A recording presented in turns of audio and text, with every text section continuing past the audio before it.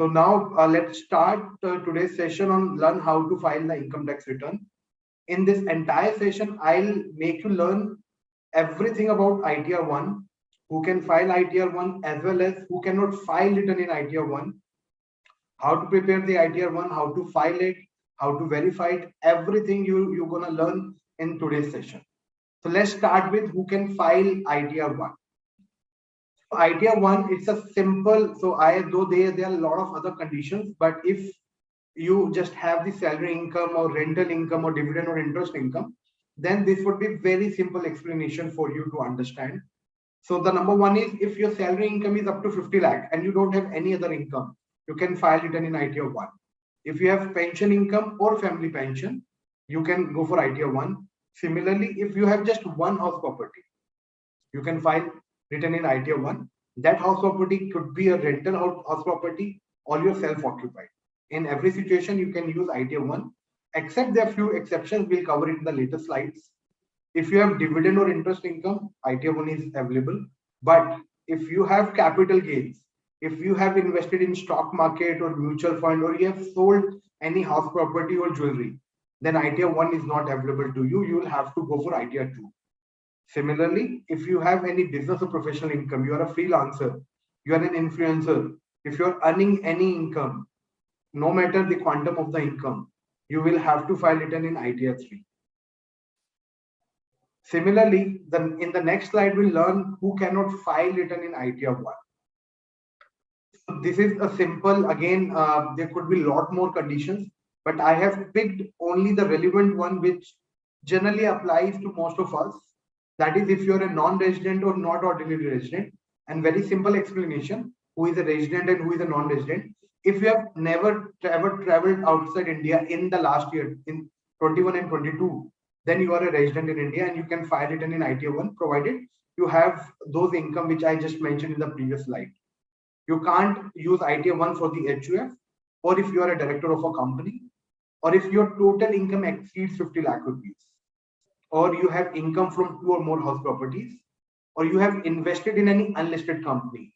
If you invest in startup companies, then you can't use ITR 1. You will have to use ITR 2 or 3. If you have any foreign income assets or accounts, so it's now, these days, it has become very popular to buy shares of foreign companies like Google, Apple, Amazon. If you have bought any of these shares from any of these apps available in India, then you can't use ITR 1. You'll have to use ITR 2. If you have an agricultural income and that income exceeds 5,000 rupees, again, ITR 1 is not available to you. And the last one is, if you have some brought forward or carry forward losses, you will have to use ITR 2 or 3. So just take an example. You have a rental house property and you are paying interest on it, and the interest amount is more than your rental amount. So in that case, you would incur some losses as far as the tax laws are concerned. So in that case, ITR 1 cannot be used. You will have to use ITR 2 or 3. So that's a pretty simple explanation. And if you want to understand more, simply you can go to the ITR, the Income Tax Department site, and you can have the entire conditions which are there, so that you can easily identify if this one is available to you or not. How to file ITR. So these and the subsequent slides I have divided into the 6 categories: login to income tax, and thereafter check AIS. AIS basically is your tax passbook, and if I say its full form, is annual information statement. So this earlier we had form 26 AS, but now form 26 AS is in a new avatar. Now it is called AIS. All your financial transaction, all your details are available in AIS. So in a simple explanation of it is, it's a tax passbook. Then in the next step, you will learn how to configure your ITR 1. Thereafter, you will have to fill the schedules, validation of ITR, and filing and e-verification of ITR. So now let's start with the login to incometax.gov.in. So this is your website wherein you have to go, and this is pretty simple, very simple process they have given. You don't need to use any other website. Simply go to incometax.gov.in. This would be your page. Just click on the login button. We have highlighted all the relevant CTAs, and you need to click on, and then your process would start. So when you click on login, Thereafter, just enter your PAN number or Aadhaar. If you have linked your Aadhaar with PAN, you can log in with your Aadhaar number as well. Just after PAN number, you simply enter your password and now you would be logged. Thereafter, the first step, my recommendation and my advice would be always check your AIS first. As I mentioned, AIS is your tax passbook. This page will give you every information the income tax department has collected from multiple sources. Information about your financial transactions, information about your business turnover, information about your TDS, TCS, your sale of purchase of shares, mutual fund, every information. I won't say every information, but a lot of information would be available in AIS. Always go and check your AIS before you start filing your return of income, because this AIS will tell you if you can file return in ITR 1 or not. If you have purchased mutual fund, still you can file return in ITR 1. But if you have sold any share on any mutual fund, you can't use ITR 1, you can use ITR 2 on. So this is how, just go to services tab and then click on AIS. Thereafter, it will ask you a confirmation, click on proceed, and then you will land on AIS, this page. On this page, the first tab is instruction, second tab is AIS. Click on AIS. Now you would have two tabs, taxpayer information summary and again AIS. Both are same. Taxpayer information summary is just a summary of all the information available in AIS. And when you go to AIS, it gives you details of every transaction. So in simple words, TIS simply summarize all the information of AIS. When you go to AIS, you have to choose financial year, and the financial year 21-22 is the relevant year for which you have to file ITR 1, and the last date is 31st July 2020-22. Click on AIS now. So this is the page of AIS. You can see there are 5 tabs.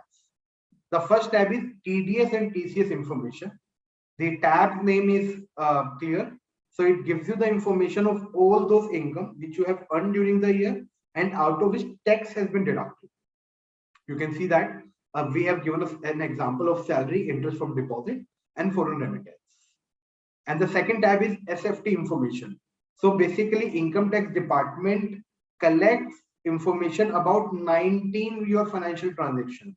And these 19 financial transactions are your credit card payment, your sale of immovable property, your purchase of immovable property, your sale or purchase of equity shares or mutual funds. So all these informations are collected by the income tax department, and all these information are available in SFT. So the basic purpose of SFT information is not to catch you, rather the purpose of this tab is to give you all the information which the income tax department has collected, so that you can take a conscious call and you can really reconcile the income you are going to offer in your return and the information available with the income tax department. If these informations are not reconciled and you believe the information on the SFT tab is not accurate, then there is an option to give your feedback. Simply give your feedback. There are a lot of options. The information is correct, the information is partially correct, or information is wrong, or the information is duplicate. So simply just go and reconcile all your transactions with your form 16, with your bank statement, with your credit card statement. Only then go and file your return. If your AIS and your actual income, they are reconciled, so the chances are your income tax return will be processed immediately. I have seen that people are getting refund in just 2 days if this information are properly reconciled. And then the next tab is payment of taxes. If whatever taxes you have paid during the year, by advance tax or self-assessment tax, all this information would be available in payment of taxes. In demand and refund, if they, after processing of your return, the income tax department has raised some demand from you, that information would be available. Similarly, if they have issued a refund, you can go and check this tab, that all the information would be available in demand and refund. And the last one is other information. So this other information gives you detail of every other information the government has collected, like your turnover under GST, the information the department has got from the foreign jurisdiction in respect of your financial transactions. all this information would be available in other information. So my suggestion would be always go and start your return filing through AIS first. After checking the AIS, you need to go and configure your ITR 1. Why I'm saying configure of ITR 1? Unlike 2 years back, now you can file all your returns online. You don't need any offline software the department has given. Every return can be filed online. So you need to select and configure the relevant schedules for you. So that's why you need to configure your ITR 1. So before I start, one mantra which you should follow before you start preparing your return: always have all the documents ready, because we are just 3 days behind the last date of filing of return of income, and these documents are your form 16 or 16A or any other TDS certificate you have got, your bank statement, your credit card statement. So believe me, there are a lot of expenditures which are eligible to give you some tax relief. Just take an example. If you have any senior citizen in your house and he is not covered by the medical insurance, and you are paying for his medical expenses, maybe you buy some medicine from any website, you can claim a deduction of it. If you are paying a donation through your credit card, that would be eligible to claim some tax relief. So that's why you just should have all these documents ready, so that you not just the computation of the interest appearing in your bank statement, but all those expenses can also be tracked from your bank statement and credit card statement. This is the first step. Now you click on e-file, go to income tax return and file your income tax return. When you click on it, you will land on this page and select the assessment year. 22-23 is the assessment year. Don't get confused with the 22-23 and 21-22. 21-22 is your financial year, or technically this is your previous year. So for every previous year, the assessment year is just the next assessment year. It's just the next year. So since we are in 2020-23, is the relevant assessment year of financial year 2021 and 2022. So after selecting the one, you need to click on start new filing. Now you need to select individual. Though these options would not be applicable to you since you are an individual, but if you are filing return for the HO for others, you need to select the relevant option. Now select ITR 1. Thereafter, click on proceed with ITR 1. Now click on let's get started. Now it will ask you certain information why you are filing return of income. So if your income is about 2.5 lakh rupees and your age is below 60, just select the first radio button. But if your income is less than 2,50,000, yet you are filing return of income because of certain reasons, like your deposit is exceeding 1 CR, or because of these conditions, these descriptions are pretty simple. Simply read them and see if they are applicable to you. And if none of them is applicable to you, yet you want to file return of income because of some other reasons, the tax was deducted from your income, but you were not liable to pay any tax, just click on others and click continue. After you click continue, your ITR 1 has now been configured. In the next step, you will have to fill the schedules. So in this page, you will find all the applicable schedules to you on the same page. The first tab is personal information. So in the personal information, every information you need to fill would be available here. And these information are your profile, your contact details, your nature of employment, your filing section, and bank details. So here I need to tell you one thing. If you are filing return of income now before 31st July, or no, before 31st July, you need to select 139.1, and that option would be selected by default. You don't need to change anything. But the next one is opting for alternative tax regime or not. That is really, really important for you to decide. And how you can decide that, though it would be a pretty more detailed discussion, I'm not going to discuss anything in this slide. So what we have done, you would find a link of the study material. By using that study material, you can easily identify and decide whether should you go for alternative tax regime or not. But if you want to decide immediately, a very simple explanation. If you want to claim HRA exemption, you have ATC deductions, you have salary and you want to claim standard deduction of 50,000 rupees or interest on housing loan, you should not go for alternative tax regime because your tax amount would be higher in this alternative tax regime. You simply go for the normal routine applicable regime. then your bank details. So after your personal information is filled and confirmed, your remaining tabs will get activated. And these tabs are gross total income and tax deductions and tax paid add-on. So in the next, when you click on the total income, it will ask you to give a confirmation on the deductions or the exemption you're eligible to claim. So these deductions or exemptions are basically relating to your certain allowances, like your house rent allowance, your children education allowance, and how you can decide. You can simply have a look at your form number 16 part B. You will find out if your employer has given you all these allowances or not. If he has given you these allowances, yet he has not given you any benefit of this, the HRA got taxable in your form 16 part B, still in that situation you can claim an exemption for HRA or your leave travel allowance or your children education allowance while filing ITR. So that's the main problem all the taxpayers face. So simply click yes, and just if you have all those allowances, that's the primary condition. If you don't have those allowances, then simply click on no and move on.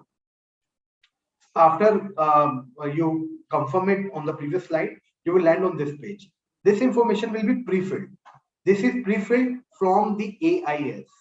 If I have seen that this schedule is not pre-filled for certain taxpayers, if that is the case, simply go and confirm the details in AIS and then come back to this page. Probably this information would be pre-filled in your ITR schedule.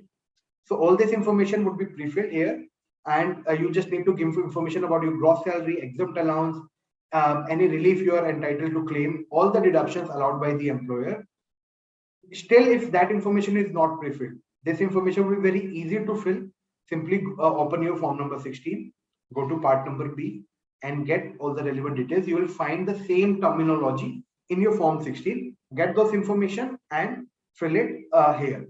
And when you want to fill it, just click on edit. Now this entire page would be in editable mode. Enter the amount and click on proceed. This is how you can furnish all the required information. And thereafter, if you have any house property, if you have house property and you have not taken any housing loan and that house is being used for your own residence, in that case you can skip this.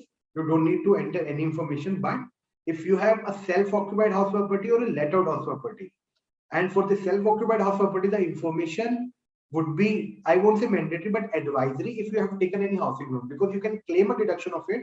And since there would be loss, there is no income, there would be loss.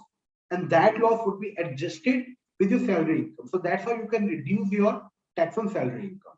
But if you have a let-out property, you just need to enter your gross rent, any taxes paid to the local authorities, and sometimes we call it property tax. And thereafter, it would automatically compute a standard deduction of 30% is allowed from the rental property.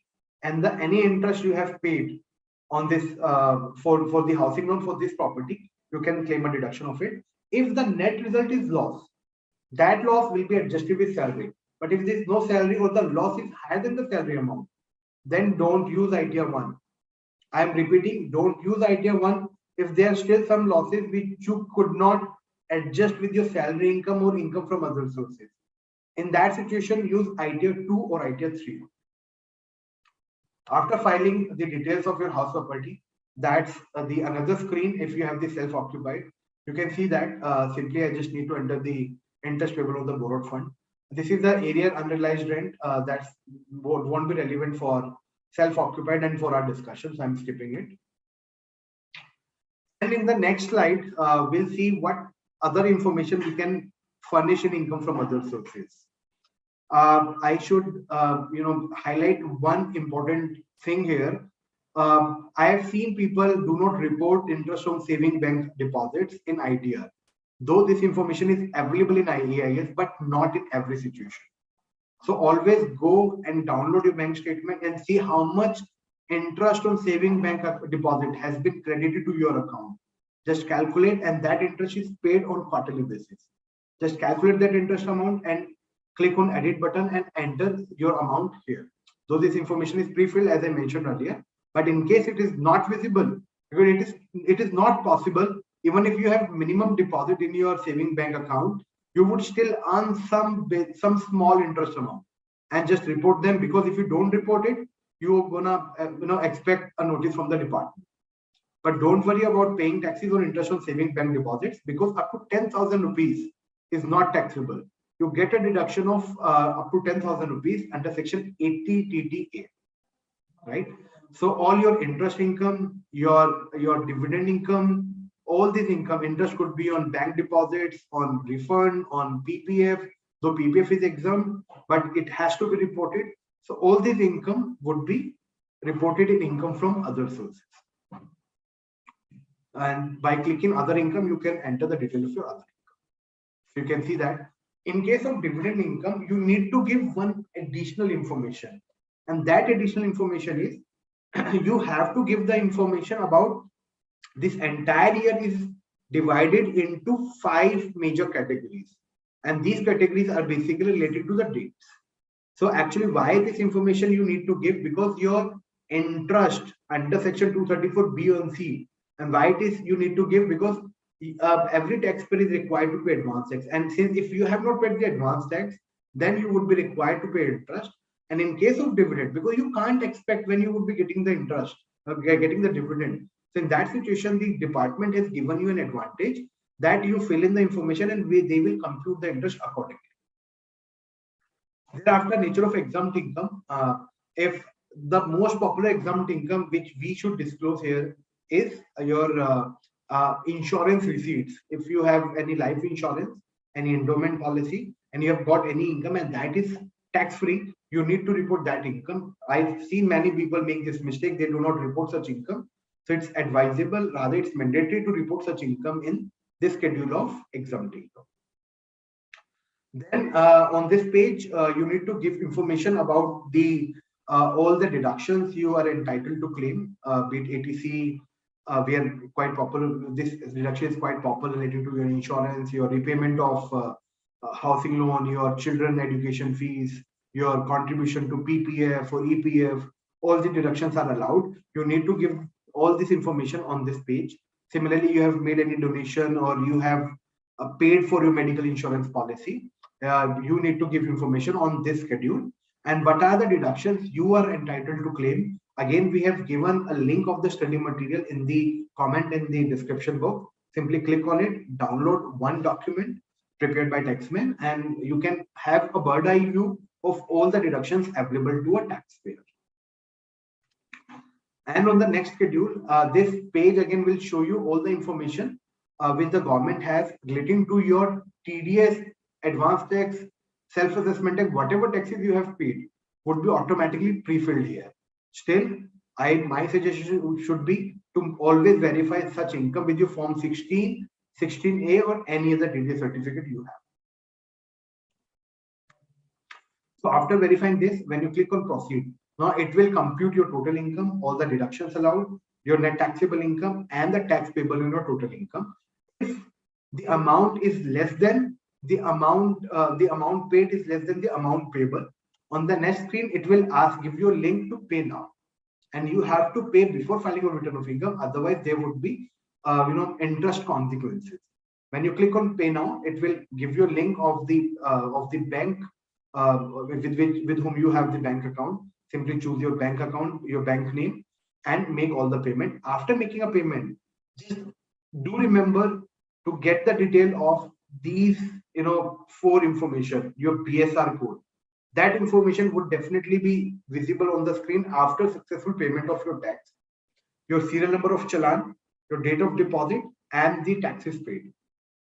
If you don't get this information, that will give you a lot of trouble, because if you don't have this information, the ITR will keep showing you there are some taxes due. Though you can file the return, but subsequently you may get a notice because the reconciliation problem would be there.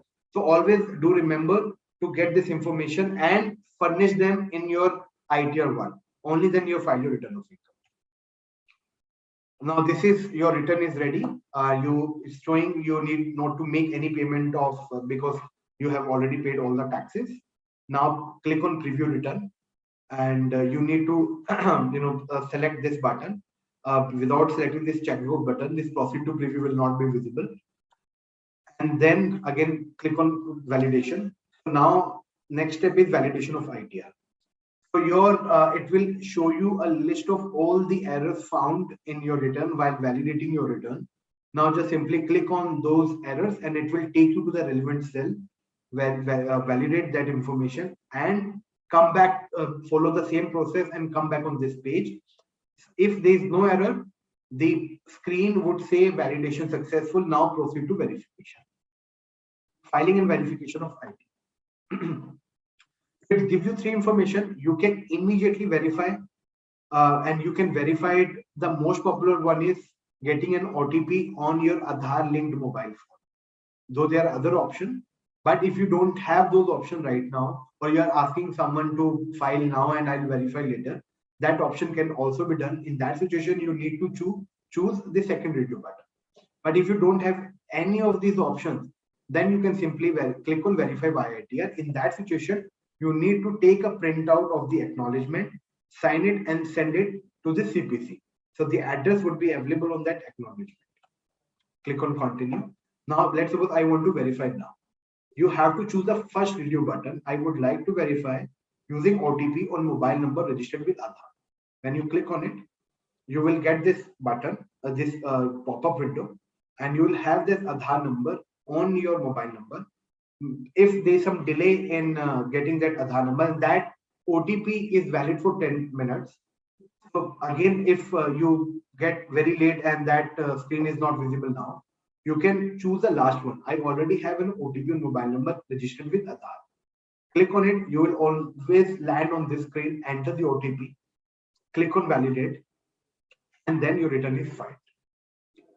So this is how, that's a very pretty simple explanation of how you can file the return of income. And it's quite easy for anyone, any individual taxpayer to prepare and file return of income. You may not need the assistance of any tax professional to prepare and file your return of income. Still, if you have any query, you can send it to me. I'll personally answer all your queries. You can send your queries at connect@taxmann.com and I'll have all your queries. And again, at the end, I want to thank Amazon for giving us this opportunity to tell you how to file the return of income. And you can find all the important tax books on the Amazon. The link of that books of the page of Taxmann where all these books are listed would be given in the comment section. And the last one, the link of the study material and the PPT would be available in the comment section and the description section. So that's all for today. And I have got some queries. I'll just address them at the end. Income tax site is not working. Any solution? The department is working on it. And since this is the last, we just have 3 days before the due date ends. So it happens every year. And probably the department may not extend the due date this time. So keep trying and try after 9 p.m. and probably you would have success and you can easily file the return of income. And I'm so sorry that you're facing this issue, but in recent days, I have filed a few return, but luckily I didn't face these issues. And which is the best book to read about income taxes for non-CAs. You can always go for Ready Reckoner by Dr. V.K. Singhania, which is published by Taxmann. And you can buy this book from Amazon website. Just simply go and Taxmann's Ready Reckoner, search it, and probably you will find it on the top. Hi, sir. I have to ask a question that I have a saving account last 10 years. I deposit the money in regular intervals. So in this amount, why should I pay the tax? You don't need to pay tax on the amount deposited in saving account, but whatever interest income you have earned on it, that would be taxable. Again, every amount is not taxable. If you don't have any other income, then up to 2,50,000 rupees will not be taxable. Let's suppose your income is 2,60,000 rupees. Still, it won't be taxable because for an individual taxpayer, up to 5 lakh rupees income is not taxable. But the moment you exceed 5 lakh rupees, so take an example, your income is now 5,10,000 rupees, right? On the interest, for the sake of simplification, I'm assuming your entire 5,10,000 rupees is from the saving bank deposit. Simply claim a 10,000 rupees of deduction under section 80 TTA, and now your income would be below 5 lakh rupees. You don't need to pay any tax, and whatever taxes you have paid can be claimed as refund only by filing of ITR. do I need to file an income tax return even if my taxable income is below the threshold limit? The answer is no. But still, if you have a plan to apply for a visa or you want to apply for any bank loan, it's always a good practice to file a return of income. And if you have been filing a return of income from the past many years, it's always advisable to file a return of income. Don't break this chain and keep filing a return of income. Say if you don't have any other income, simply file ITR 1. That would be pretty simple. And it can be done, believe me, in just 5 to 7 minutes. If you don't have any income, simply click on every schedule, click on confirm, and your return is ready and file it.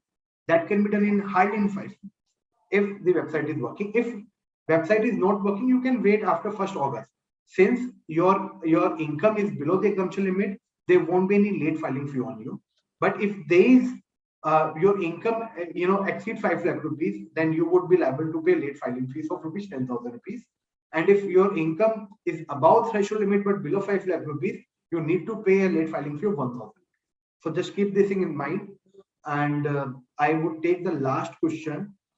That is, I want to e-verify income tax return, how I can do it. So you can refer to this PPT after the session ends. You will get the link, click on it, download it, and we have explained the steps to e-verify the income tax return in detail.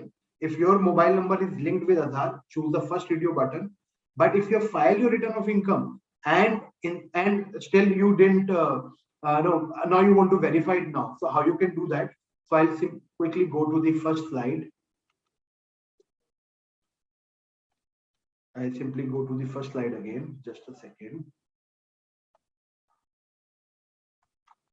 So in the button, yeah. Yes. So use this income tax returns, view file returns. So when you click on this page, you will land or redirected to a page wherein all your file return will be visible. Therein you will get a link of verify now. Click on it, and then thereafter the process would be again same. Use the Aadhaar, enter the OTP, and done. So guys, I know I have been very fast in this session since I have got very less time, just 30 minutes to explain the entire process. I have tried my best to simplify the process, and still if you have any question which I could not answer, then simply as I mentioned, send your question at connect@taxmann.com, and I'll personally answer all your questions. So with that, I would end the session. A very good evening. Keep safe.